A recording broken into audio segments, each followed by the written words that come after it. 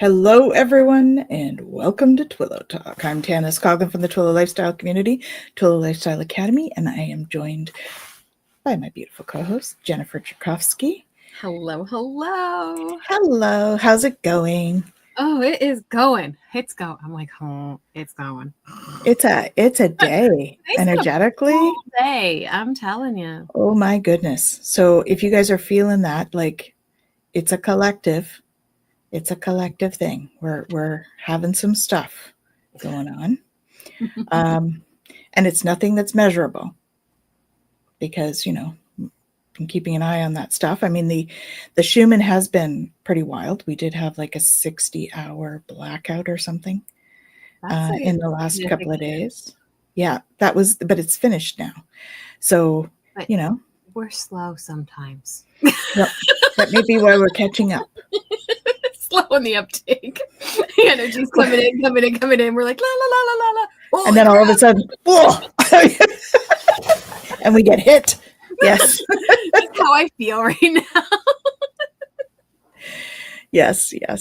Mm-hmm. I think, so let's say hello to a few people because there's some comments there that I'd like to for sure address. So hello, Nalani, welcome. Hello. And we have Fogo Pogo. Oh, she's saying that to Hypnocity. Mm-hmm. Okay, no. Okay. Hypnocity says, I've been getting remote views and I'm trying to hear the correct messages. Beautiful. Hello, Amanda. Welcome. Hello. In the work kitchen. Awesome. Thank you. And this is the one, Kaylee. I've been fighting sleep since I woke up. Yeah. Me too. Mm-hmm. I had a nap, but I feel like I could have napped all day. It was one of those kind of days. I feel like I could have napped. I never nap, but I feel like I could have had I had an opportunity today. I was fortunate I did today. I wasn't supposed to, but I had a cancellation. So I was happy that I was happy today just because of all the energies are like. Mm-hmm. Absolutely. Hypnocity says she's trying not to miss messages. Mm-hmm. Yeah, there's a lot happening, whenever there's a lot energetically, there's going to be a lot of messaging coming in from our guides and all of that stuff. Yeah. So these blackouts that we get, they're usually, so there's a couple of reasons why we could have them. One, of course. Sorry, I just suddenly feel like very, it's like, anyway, go ahead. Sorry. Okay. Check in with your guides there, Jen. Let us know what that's all about. It was like the big energy and because we've been feeling all that, and then you started talking about the blackouts, and all of a sudden it was this like full body, like, whoo, something big is coming in for us. Yeah. That was the okay. That was the feeling. It wasn't just like ants in my pants suddenly. Well, I get that sometimes too, but that kind of thing. I had that earlier today too. Yes, I think that it was a big download, is what it feels like. And so but there's different things. So a download can be one. Another thing is it can be like obviously a malfunction of the machine that measures it, which I can't remember the name of at the moment.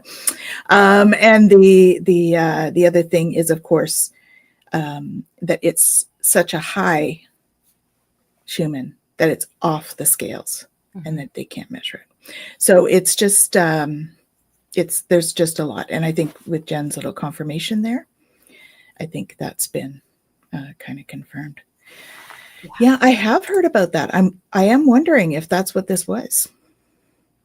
And if that's the case, then it is supposed to be a huge shift, mm-hmm. in energy. And that would explain what we're feeling today in terms of the energy. Ooh. Oh, okay. Okay. Big Joe, big shiver all the way down. Well, and it wouldn't be the first time we've had that. Yeah. Mm-hmm. Yeah. Kaylee says she's been fighting crying, just full body chills out of nowhere since Friday. Energetic hot flashes. See, I've had hot flashes too, but I just thought it was my, my hormones. A little bit of a pause.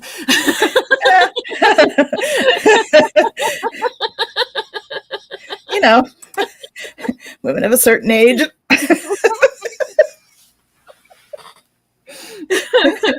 That would be my age.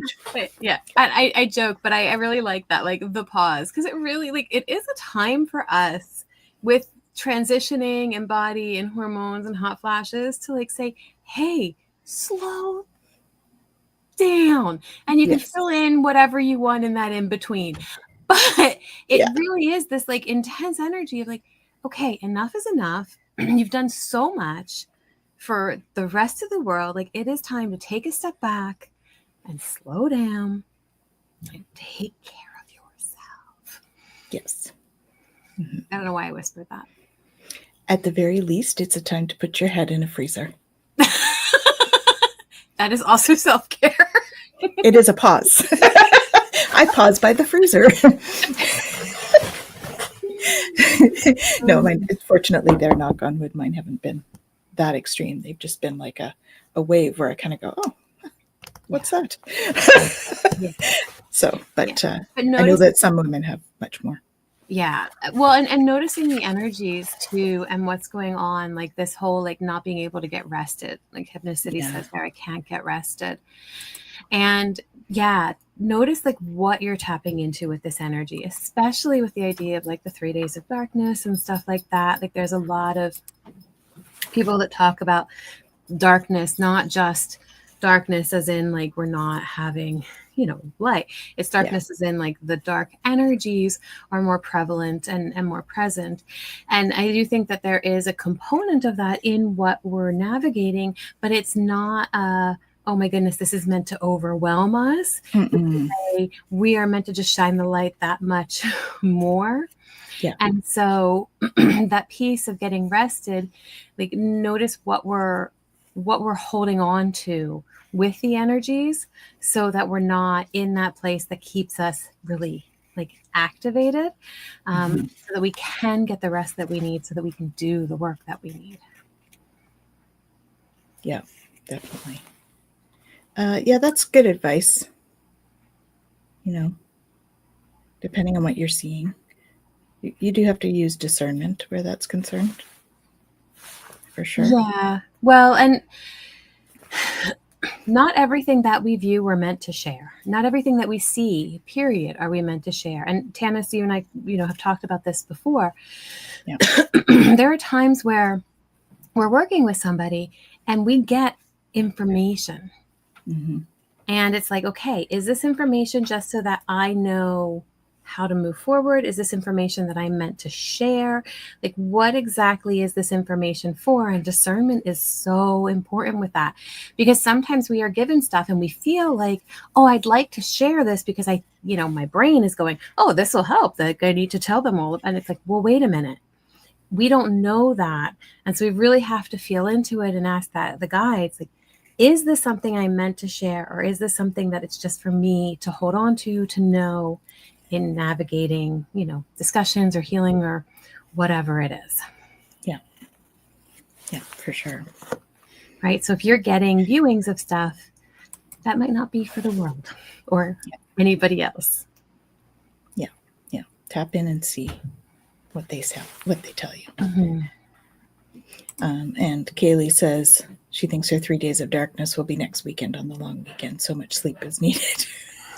If you have a long weekend, take advantage of it. Yes, for sure. Absolutely.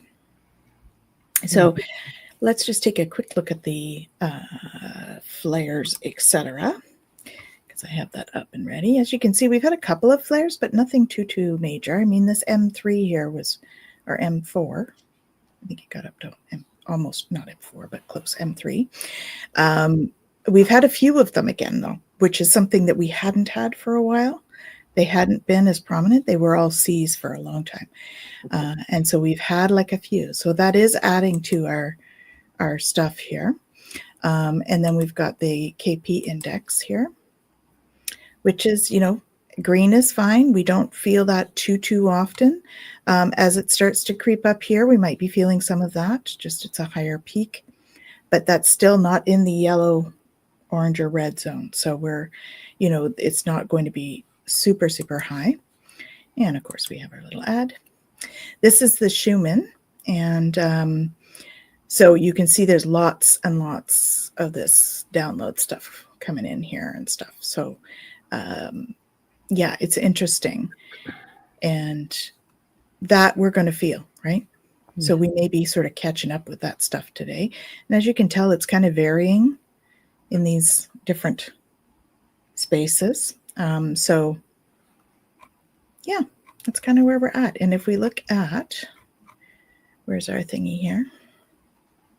Here's our 60 hours of darkness on the 22nd.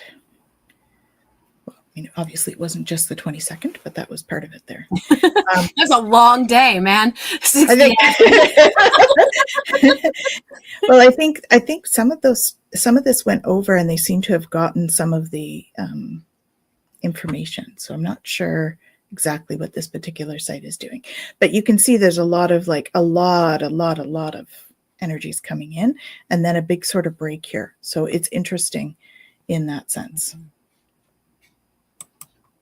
What have we got for our transits? Yeah. So yesterday into today, depending on where you are, determines the time it happened, but we switched into the gate 59.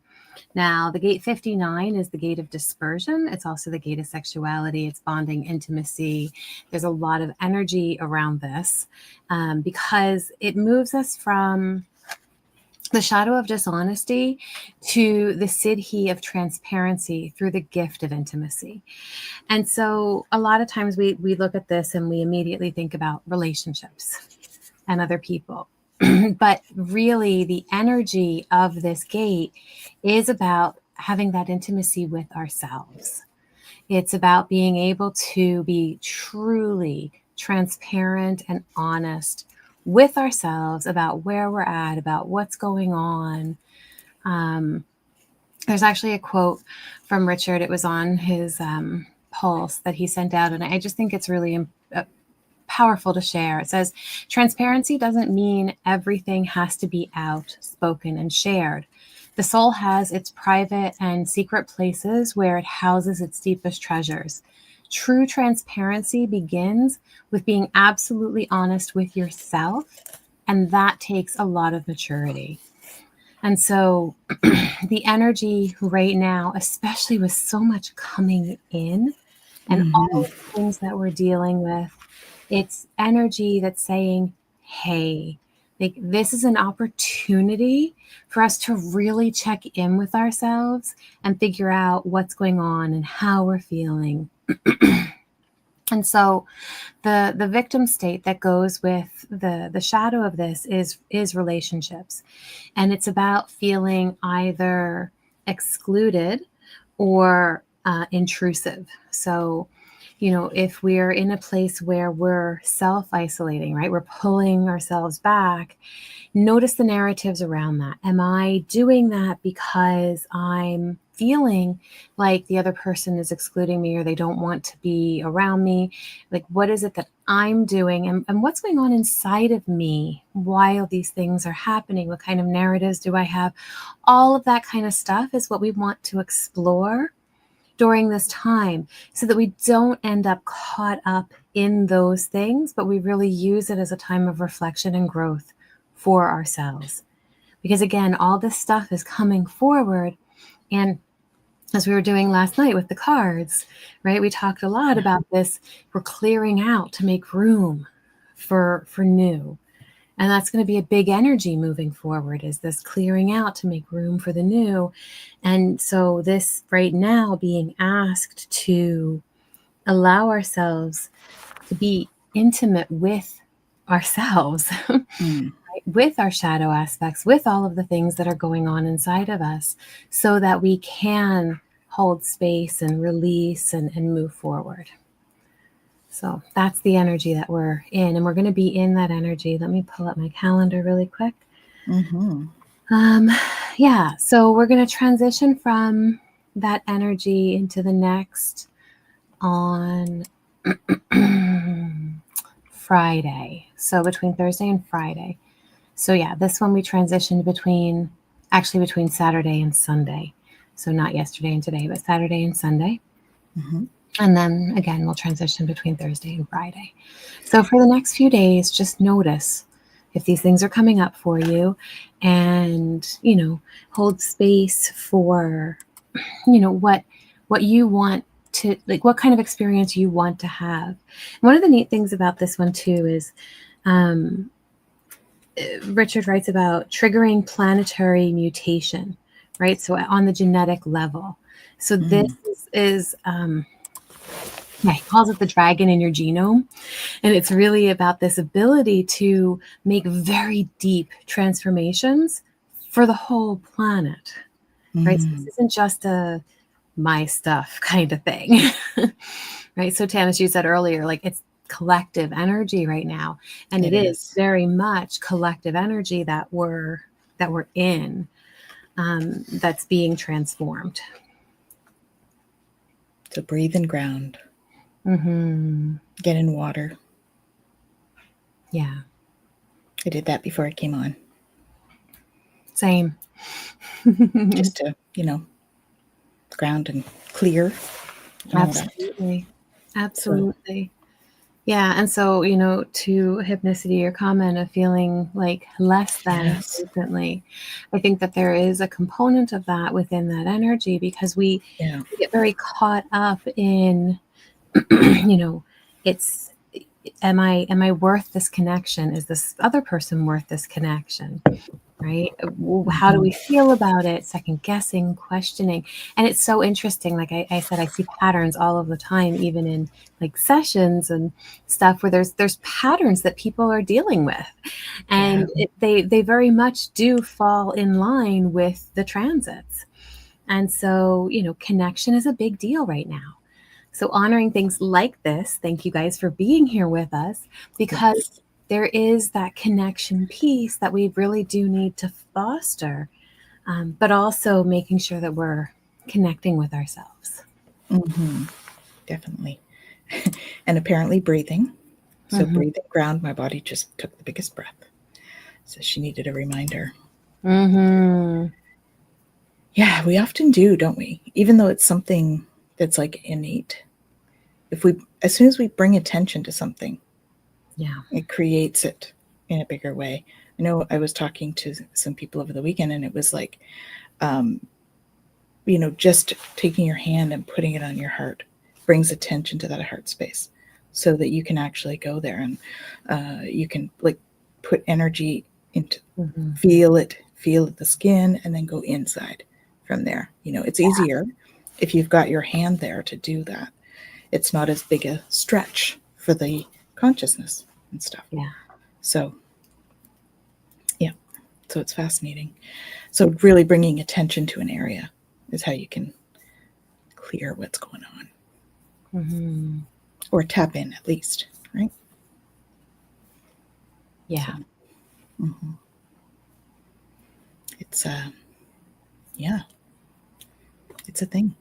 And the less than feeling is definitely coming up for a lot of people. This worthiness thing that we're feeling, like not being worthy, is like definitely a big theme. So know that we don't have to do anything to be worthy. No, right? We all get in this thing where we have to be busy. We have to be, always doing something to feel like we're worth something.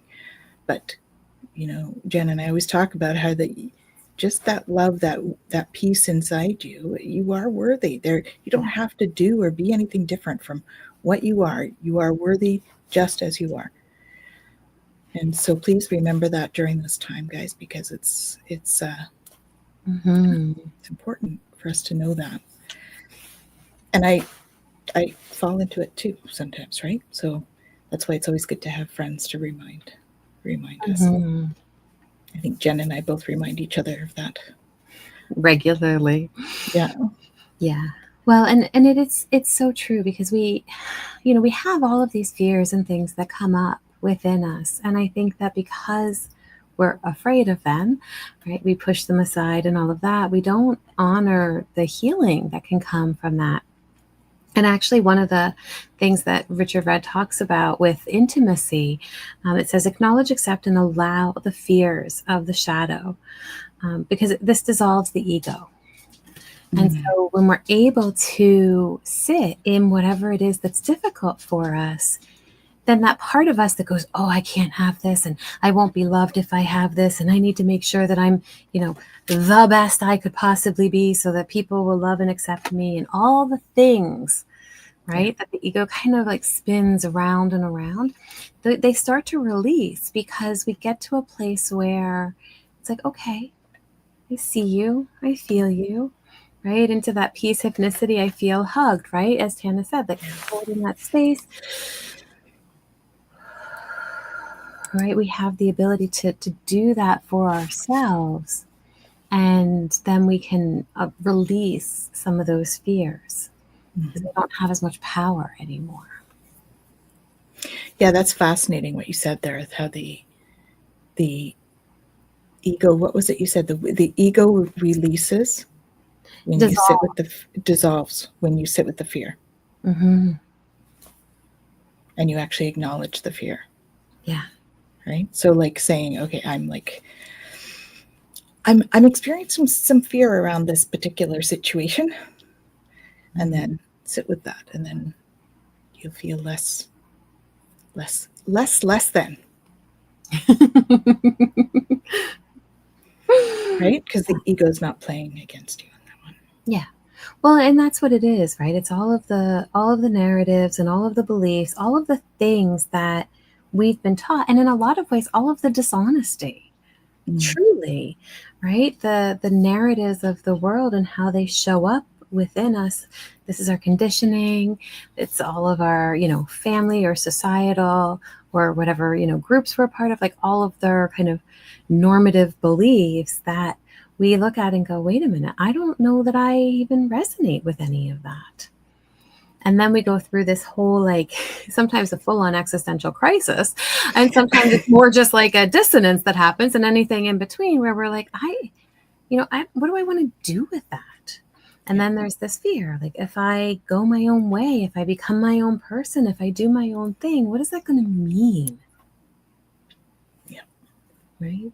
Am I going to be disowned by my family? Am I not going to have a place? Am I not going to be valuable? Am I not going to be important? Am I not going to be wanted? Right? All of the things that we are kind of taught. You do this, you act like that, you show up like this, you present like that.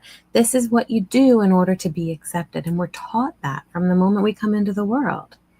And we're all taught something different, let's be honest. Yeah, for sure. And so we know that whatever it is we're being taught is not necessarily the truth. It might be a truth, but it's not the truth, right? And so we look at that and go, okay, what is it that I want to be? Who do I want to be in the world? And how do I honor that, regardless of what everybody else is saying or doing? Yeah. Yeah, it's true. And so what this brings up for me, Hypnicity, is that, one of the main reasons that people lie is fear. Mm-hmm. Right? Fear of repercussion, fear of ostracization, fear of putting themselves out there as they truly are. Yeah.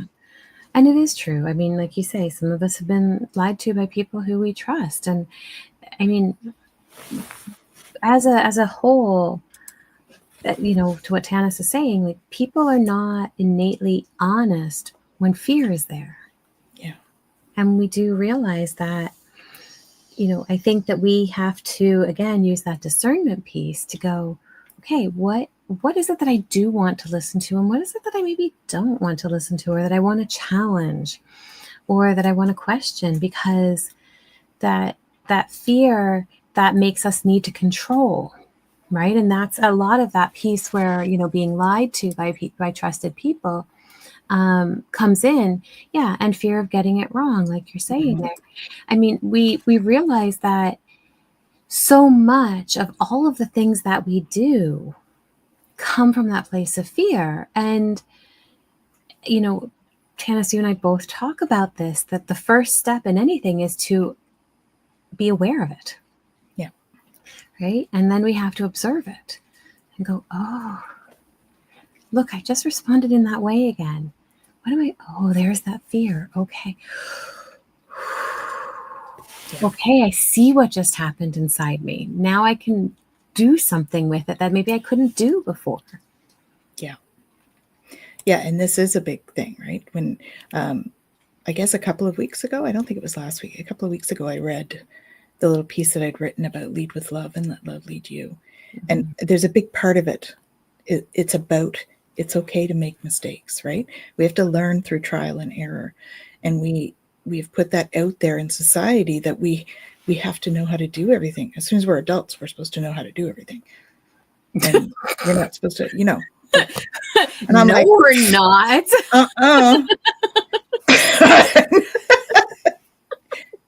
No way, man. No way, Jose. No. We don't know how to do everything, right? I mean, it's just, but there's like this assumption that you shouldn't make mistakes. Yeah. And I don't know where that came from in society other than this fear-based thinking. Yeah. Well, and I go back to, when we're kids and we make mistakes and it's like, no, don't do that. And then there's punishment and everything else. Yeah, that's as true. Opposed to, hey, maybe that's not a great idea. What else could we do instead here? Right? Like I think I've mentioned this before with my kiddos. There have been a number of times when they were growing up where I'd look, especially my youngest, because he was a little bit of a fireball. And I'd look at him and be like, hey, buddy, you want to do over here? And he'd just look at me and he'd be like, oh, and then he'd walk away. And then he'd come back in and do it over again. And it's like, we have different options in how we teach the next generation and how we show up for them. And I think that we need to do that for ourselves and for each other. Right? And I remember actually Gerald on one of the times when he was on with us and he was like, having those moments of like, hey, can I redo that? Because that didn't come out the way I meant for it to come out. Yep. Right. And I think that we need to give other people that opportunity, but we need to give that opportunity to ourselves as well and go, whew, 1 minute, let me take a breath. Yeah. Let me process that a little bit. Absolutely. Hypnicity, self-regulation. Yeah, self-regulation. It's such an important piece because if we're not able to check in with ourselves, we don't even know where we are. Yeah. And I will say this and people will be like, what? I was a really angry kid and I'd get so upset about stuff. And I remember like going through this process of like working with that anger piece and realizing like all of the places that it came from and why it was there and bringing a lot of love into it. But really, I think the biggest part was it wasn't until I was aware of it and went, oh yeah, okay, I can feel that. Okay, that's fine. And then being okay with the fact that that feeling could be there, because that meant that now I had a messenger that I could rely on. And so now when that feeling comes up, I go, okay, what are you trying to tell me? What am I not okay with right now? What is it that I feel like I need to address? What is it that maybe I need to address within myself? Maybe I need to say something to somebody, whatever it is. And it's not, I'm using anger as an example, but any of them, any of the feelings are messengers. And this is, that's basically the premise of the Spheres of Consciousness book, right? Is this idea of our emotions being messengers and being okay with them. Yeah. You know what though? Yeah. You said, I hate confrontation and I'd rather hide in the corner. Me too. And I'm going to tell you, open solar plexus, it definitely can't stand confrontation, but even defined solar plexus is like, oh, I don't know about that. Right. So I think as a whole, there's different, things that come up for us that go, I don't know that I want to handle that or to address that, or I don't know what I want to have come through that. And I do think that there are times where maybe we're not with somebody where it feels really safe to do that. Yeah. And so there again is discernment here, because we have to take a step back and go, is this a safe place to really say how I'm feeling? Yeah. But we won't ever know if we don't try. Right. And again, you know, Tanys, you and I have had this experience where like something happens and I go, hey, what was that? Or you might do it to me. Hey, like, what was going on there? And because we're able to be open and curious about it and not when you because people do that, right? Like Yeah. people are very, Yeah. you know, confrontational, and they, you know, sometimes go on the attack. But if we're able to do it in love with curiosity, confrontation doesn't have to be a scary thing. Mm-hmm. Yeah. I know I usually cry because that's me processing the energy. And whether that's during the discussion or sometimes it's before, you know, if you're working yourself up to speak to somebody, dealing with your own sort of stuff around it, sometimes I'll end up, you know, okay, I need to do this. I know I need to do this. I'm going to cry a minute and then I'm going to do it. Because it's like takes the pressure off, right? It's like a pressure cooker when you have had, I think for many people, you know, we've had childhoods where it wasn't safe to speak up or whatever, right? And I think that when that's the case, you are programmed to think that you're going to get an explosive response. So it does take a fair bit of reprogramming to understand that, you know, the people you're working with are safe and that that's not going to be the response you're getting. And even still, it still becomes a, is this going to revert back to what I've always known? No. Oh, okay. That's good. And then it's like this sort of hesitation, right? And that's the programming that comes out. Yeah, absolutely. From whatever we've experienced before. But I like that idea, Tanys, where you're saying about like letting myself kind of cry it out ahead of time. Yeah. Because there is a piece too of, and this I think comes back to this idea of transparency within ourselves, to be able to sit and cry and actually go, why is this bothering me? Right. Mm-hmm. And a lot of the time, like, yeah, there are times where somebody just does something absolutely horrible and you got to go, yo, dude, not cool, man. Or, you know, whatever. But I think that there are a lot of times where we go, okay, that just triggered this wound in me. Yeah, exactly. And there's a possibility maybe that I'm not receiving this the way it was meant by the other person. Yeah. And that just shifts the whole thing, because now instead of going on the attack and being like, oh, when you said this, you really hurt me and I don't know why you did that. And it's like, wow, this I'm really feeling this way and it's triggered this in me. So can we maybe work through this so that I can understand what you were trying to say? Yeah. And I can maybe heal some of what's going on inside of me in this moment. Yeah. Well, because, you know, we're not responsible for anybody else's actions or reactions. We're only responsible for our own. And so that would be the way to take responsibility for your own emotions in that situation, right? To figure out why you're feeling that way first before you bring it forward, you know. And I think that a lot of that, again, depends on your human design too, right? How you're going to deal with that, or how it's like, because I know I forget what it is, emotional authority. So I have to ride the wave of that. But that was not what I used to do. I used to almost panic when I'd say something wrong. I'd be like, oh my God, I have to go talk to him right now. I have to fix this. I have to fix this. And inevitably, it just makes it worse because that's not my authority. Because really, I'm reacting to all sorts of other stuff, not really to this reaction, like to this particular situation. Well, I think that's an interesting piece, because like people will go, and I know we've talked like, yes, if you have an emotional authority, you have to ride the wave before you make any big decisions. And it is really important to ride that wave. But I think that people then immediately go, okay, well, if I don't have that as an authority, I can just boom, in the moment, I'm good to go. Yes and no. Yeah. Like I do not have my solar plexus defined. So I don't have my wave is not defined like yours is. That being said, I feel all the waves still. Yeah. So regardless of whether or not I have my own, I still have to get out of that wave energy, because otherwise I'm going to ride your wave, and dude, you're not going to like it, because the open solar plexus will not only mirror it, it will amplify it. Right. And so there have been times where it's like, you know, I'm in an energy and I'm getting so activated, and it's not even, and I'm like, this isn't my stuff. Right. And I'm going, okay, I need to take a step back. We both need to take that step back. And so I think that it, you know, as much as, yes, there are those of us, you know, if you're a sacral authority or if you're splenic, which I am, like there is a subtle knowing in the moment if something feels, you know, right or not.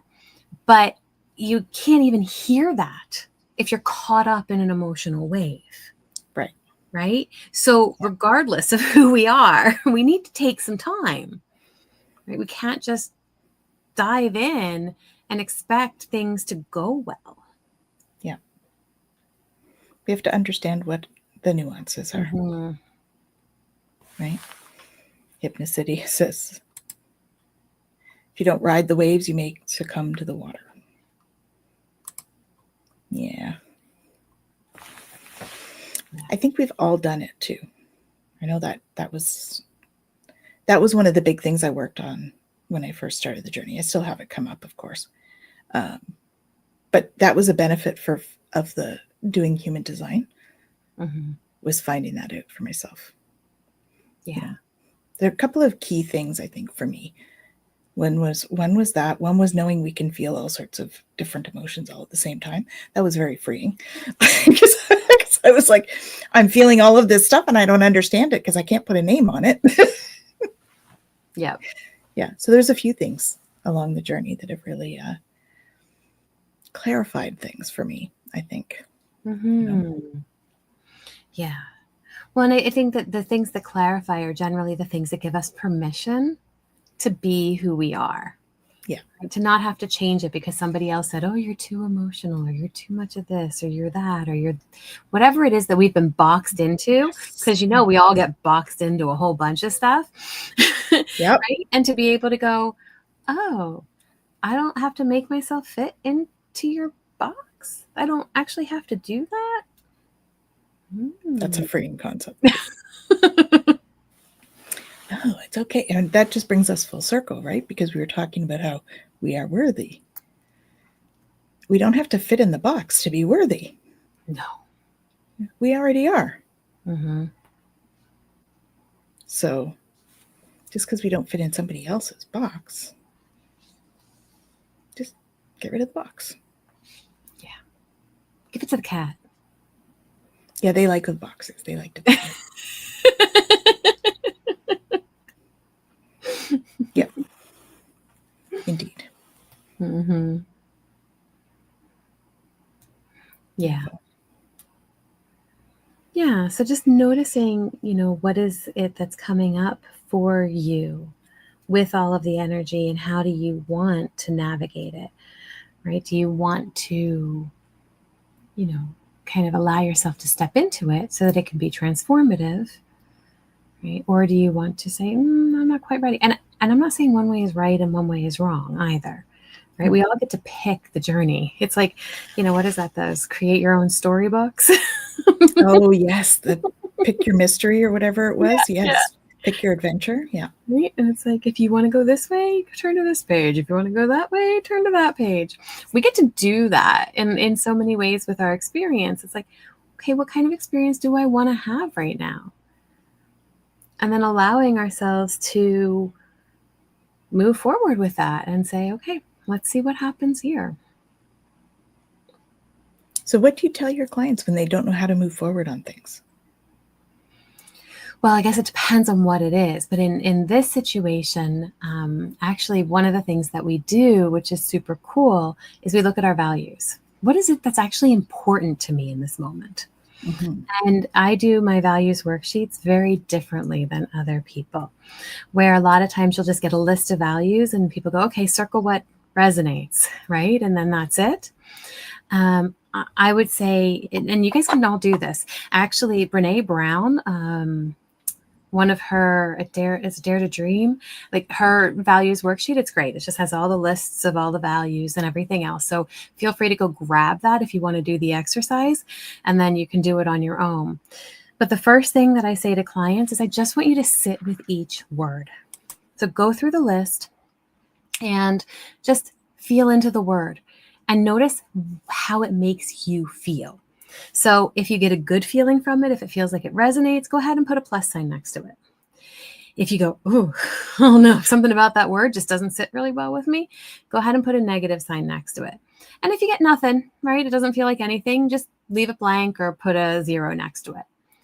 As you go through the whole list like that, just kind of feeling into them. And then ideally print out a whole new sheet. But if not, use the same sheet. It doesn't matter. But the idea is you don't want to let those pluses or minuses dictate what you do next. So then the next time around, what you're going to do is you're going to go through them all and you're going to circle or highlight all of the things that you believe are important for you. Okay, so you just go ahead and boom, boom, boom, boom, boom, boom, boom. And you could do a couple, you could do a whole lot. It doesn't matter. But then what I want you to do is go back through the list again and do all of the things I circled because I thought I should, but don't actually resonate for me. And then on the flip side, all the things I didn't circle because I don't think they should be important, but they actually are important to me. Because what this exercise does is it helps us to really hone in on our conditioning, on the core beliefs that we have about different things. Like it really helps us to narrow in on what is actually important versus all of the shoulds and all of the other stuff that's going on. And then I love to use the ACT Life Map with clients. And so the ACT Life Map is basically just a 4-quadrant sheet. Actually, why not? This is exactly what I do in a session. I'm going to open up the book and I'm going to show it to you. Okay. And you've got the 4 quadrants here. And so you've got the first quadrant, and the first quadrant is who or what is important to me. Right? So this is your value. This is the thing that's important. And then we go over to the second quadrant and we go, okay, what thoughts, feelings, or sensations get in the way of moving me forward? So the idea here is what is it that gets in the way of me moving towards this value? So for instance, connection. This is a simple one to use. Connection is important to me. Okay, what gets in the way of it? Well, all of those inner narratives, right, about our value and our worth and having to fit into the box and what is the expectation that somebody has and all the things, right, that get in the way. And then the third quadrant is what do you do to move away from those difficult inner experiences? So this is key. I'm going to put this down again for a minute, because what happens is instead of moving towards the thing that is important to us, we're actually operating in fear, and we're moving away from the things that are difficult, those difficult inner experiences. And so what happens is instead of going, okay, well, connection is important to me and I'm really worried that the person's going to reject me. So but I'm going to do it anyway, which is what the fourth quadrant is. We go into that third one where we shut down. We reject others first. We become something we're not. Like all the things that we do, all of the behaviors that come out of us when we're trying to avoid the difficult feelings. But if we're able to sit with it, if we're able to sit in that heavy, difficult space and go, okay, this is what's happening. And I understand where it's coming from, but this is really important to me. So I'm going to allow myself to navigate through the waves and the difficult thing that I'm experiencing. And I'm going to go ahead and try that anyway. Right? And see what happens. So there you go. That's a really, really great tool to use when we're struggling with why is it that I really want to do this thing and I never do it? What is it that keeps getting in the way? Why do I get partway there and then I stop? Because it gets us to really look at what is it that's coming up inside of me that's blocking me from that experience. And I think probably pushing ourselves past, just because we could call all of it fear, pushing past that into, what are you afraid of? Not just fear, but what are you afraid of? And why are you afraid of it? Helps you to dig a little deeper. That's similar to what I would use in terms of the root cause analysis too, in the sense that you're getting to the root of the problem to figure it out. But then the map seems to take that just that little bit further, so that you can actually identify the specifics. So I think that's awesome. Yeah. I've put there's a link in the chat of the Brene Brown values list, so that people can go and take a look at that. If they're interested. Yeah. Well, and I think that the root cause analysis, the 5 whys that you do, is a great thing to do in that second quadrant. Yeah. Right? Yeah. You know, like I'm afraid they're going to reject me. Why? Well, if they reject me, I'm going to be alone. Well, why does that matter? Yeah. Well, because exactly. I need to, right? And you can, you know, if you're having trouble getting to what it is that's really going on inside, then having that can be very helpful. Mm-hmm. Yeah, definitely. And then all of that can help with that inner intimacy and really being allowing ourselves to be transparent with ourselves. How many times do we lie to ourselves? I think we do this way more than we like to think. I think we have this we convince ourselves of something because that's what the brain tells us we should do. And that's when we get the cognitive dissonance going on too, right? Our brain is telling us this thing, but our heart is like, oh, I don't know. And you get that kind of cognitive dissonance happening. And that's often when we're kind of lying to ourselves, right? Where our brain is telling us something, so we're going to believe it, but our heart's telling us something else. So we're kind of lying to ourselves about whatever that is. Right? Yeah. And again, if we're being truly honest, if the brain and the heart are fighting, we tend to listen to the brain, but the heart generally knows what's going on. Which brings me back to the reason why I did this focus on your heart, right? When we're having difficulty, because I know we use a lot of catchphrases, right, in everything that we do, and we're like, just go into the heart and listen to the heart. Well, you know, sometimes there's that, well, I don't know how to do that. Just the same reason Ho'oponopono really worked for me. It really clicked a lot of things for me, because I had people tell me for years, well, just forget it, move on, just forgive him and leave it alone, or you know what I mean, that kind of stuff. I'm like, I don't know how to do that. Like, what does that mean exactly? So that's one of the reasons why I'm such a big proponent of the Ho'oponopono, because it actually gives us like a process to work through stuff. And I like what you were just talking about, Jen, because that gives people a process as well. And that's something that I think that we don't have enough of. So tools is, you know, and not everything's going to work for everybody, right? We're all going to have our things that are going to work better than other things. And that's normal, because we're all unique. We all have our own unique needs. We have our own unique stuff. And so, you know, it's great to be introduced to all these tools by all these, we have such, the world is full of such amazing healers, such amazing, you know, coaches and you know, psychotherapists and all of that stuff.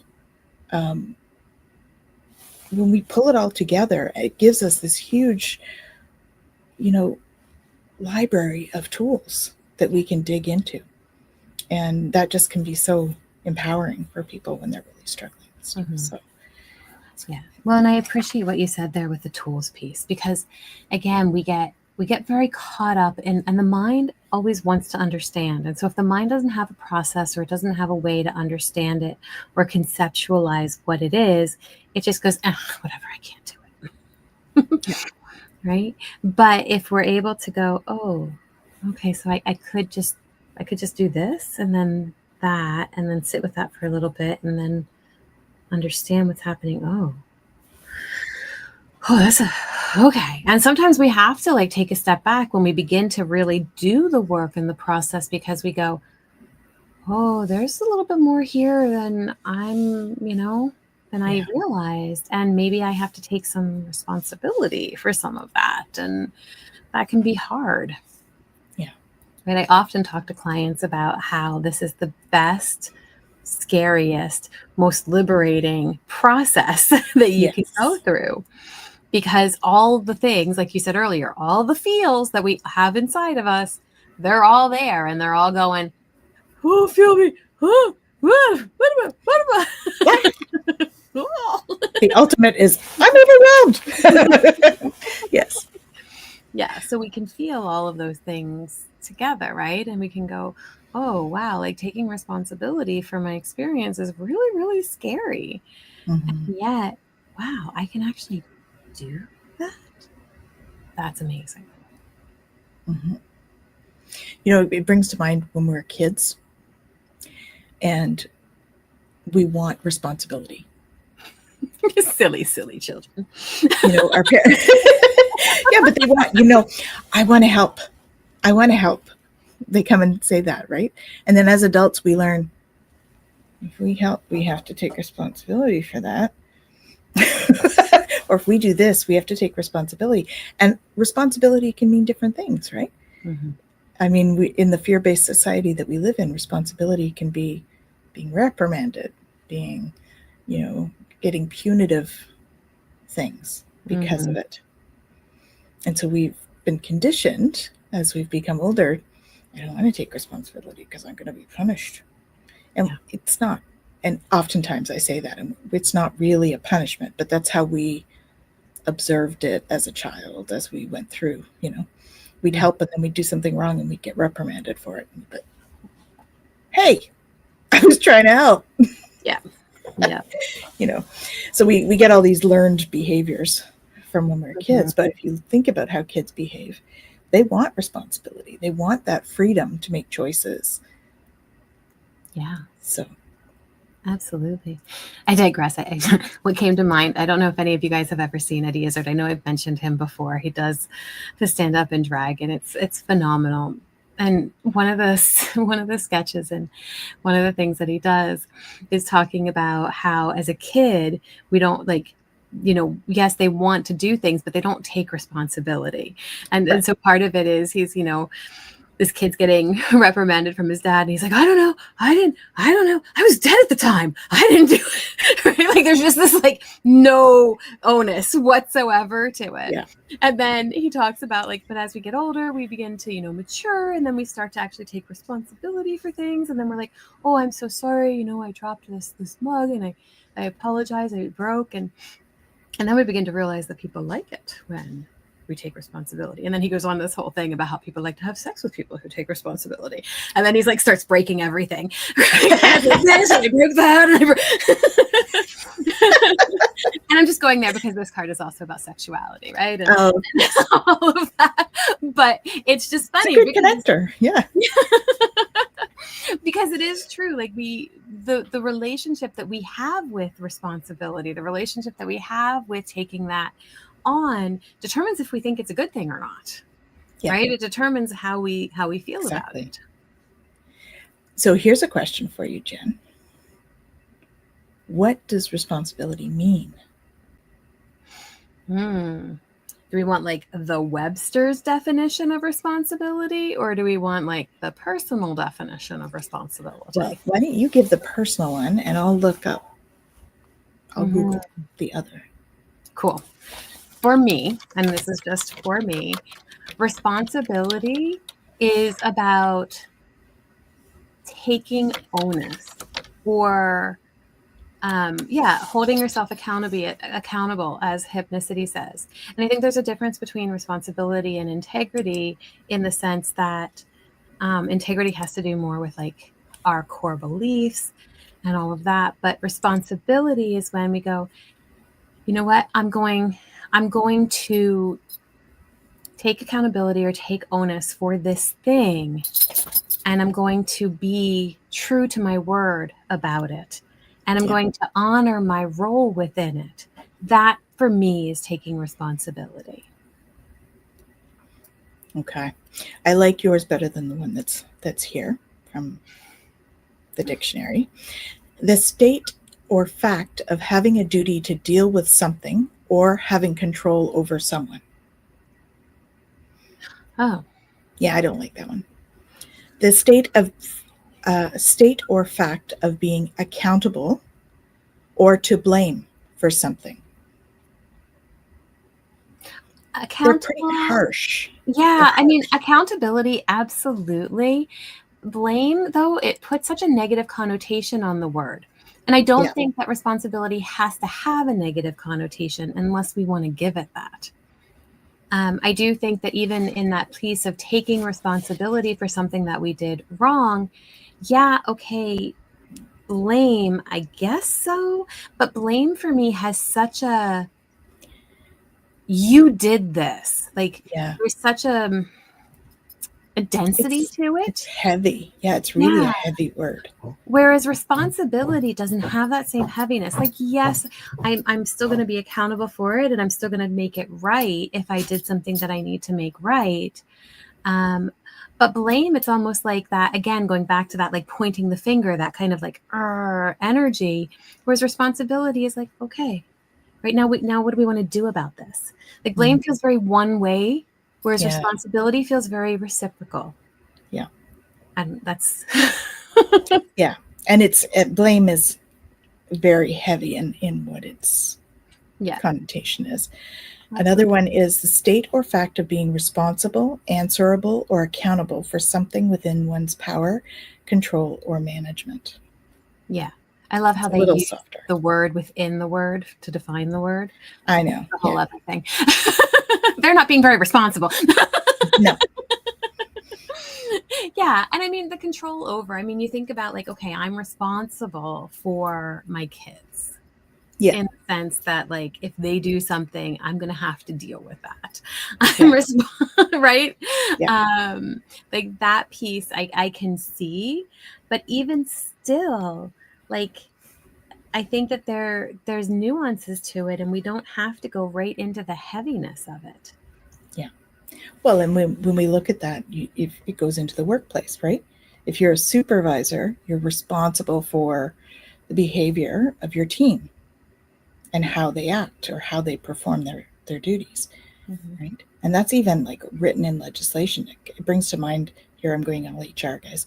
It brings to mind like health and safety, the Health and Safety Act. The supervisor is responsible to make sure that the employees wear like protective equipment or that they know all the safety protocols. That's a responsibility. And so it's like written in legislature and everything. Yeah. But I think because of that association with blame, and like Hypnicity said, blame is a weird word. I agree with you. And blame does come with malice in your mind. And I agree. Like, I do think that there is that piece. And so if we look at responsibility from a blame perspective, we're going to have an ick kind of feeling that comes up when we think about this idea of taking responsibility.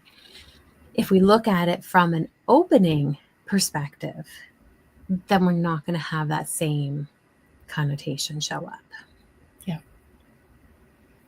Yeah. Yeah, because taking responsibility for your employees, for example, if something goes wrong, you're taking responsibility, and that could mean that you just make sure they get trained on something, right?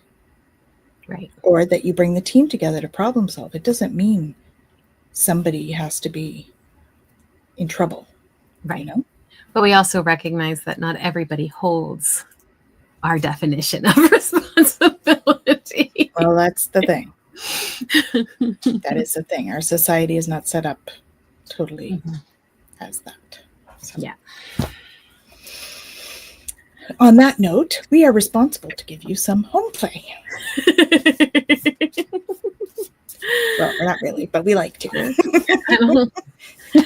So again, Seeds from the Sacred Feminine. Well, I love it. Embrace a new idea. Oh. Embrace a new idea. Okay, let me open up the book and then I can read to you all.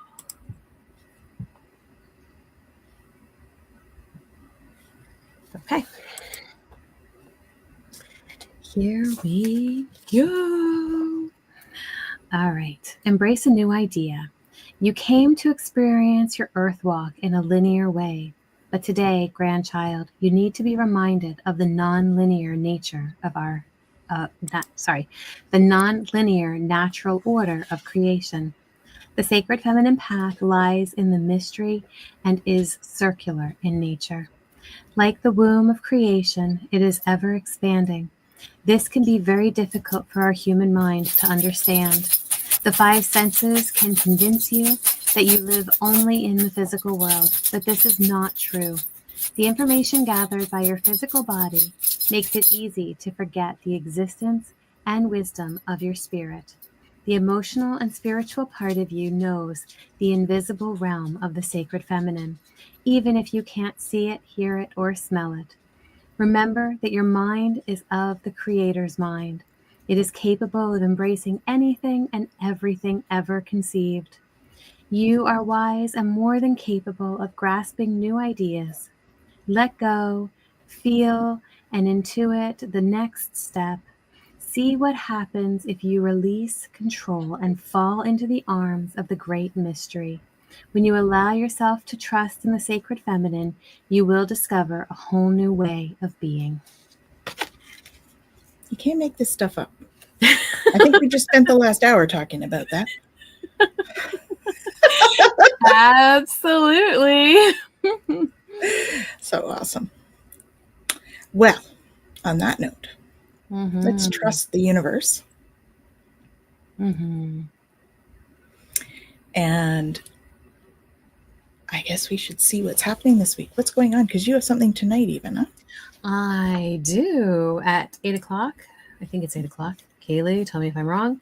At 8 o'clock tonight, I am on with a Woo Wonderment, and we are going to be talking about the book. So for those of you who got the Lyran Legacy, then we're going to be talking about it. It's a Q&A, so bring your questions, and I will see. I know without all the dog hair, if I have answers for you.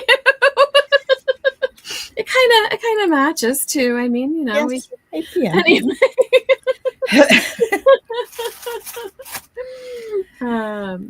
So we're going to have just a Q&A session where we're going to be able to go through different things that have come up for people, maybe experiences. I would love if you joined and shared about what it brought out for you, if there were any memories that came up for you, if it awakened anything. So I know it's Q&A, you get to ask me questions and all of that, but I would love to hear all of that from you as well. So join us on Woo Wonderment, and again, it's at 8 Eastern tonight. Beautiful. I'm just pulling up this so that we can put that in the... There we are. You were like on it today with the links. Thank you. Yeah, there we go. Woo Wonderment coming your way. So join Jen there. I have one of my podcasts with My Place Home Care on Friday.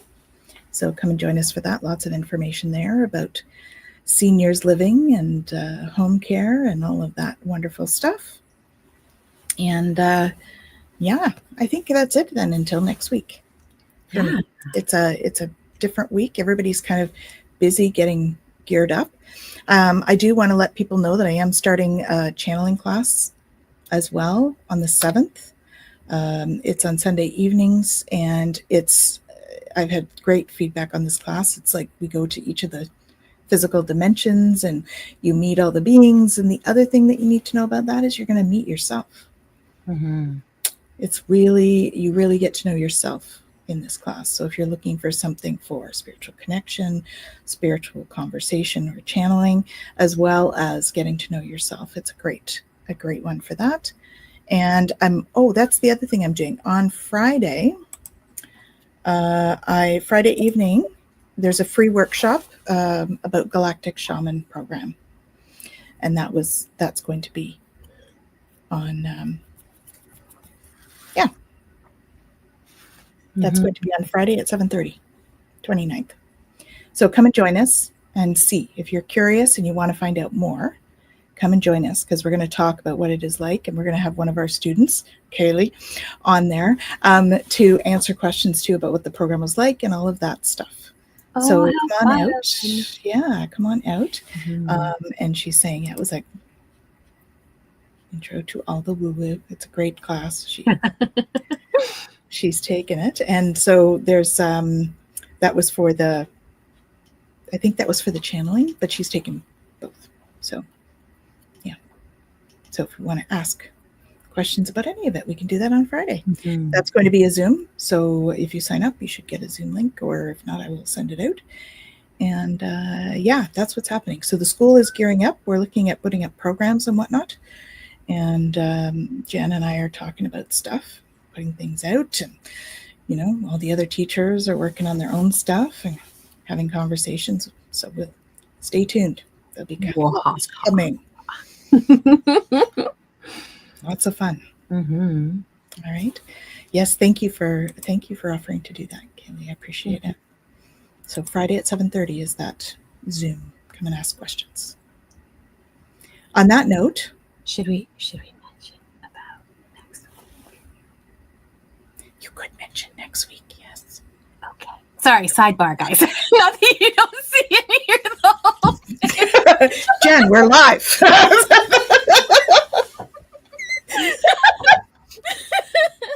Hey. Yes, go right ahead. So next Monday at our normal time, we are not going to be live, but we have an amazing show for you. We pre-recorded it. It is with Lara Atwood. I did a For the Love of Mystics show with her. She does a lot of work on the religion of the sun.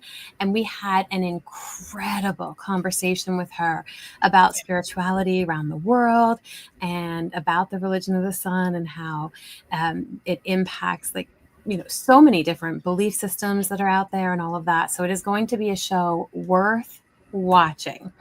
Yes. So even though you won't get the little signal of, hey, we're live, do know that that is going to be posted, and it is a phenomenal conversation that we had. At least I felt like it was an awesome conversation.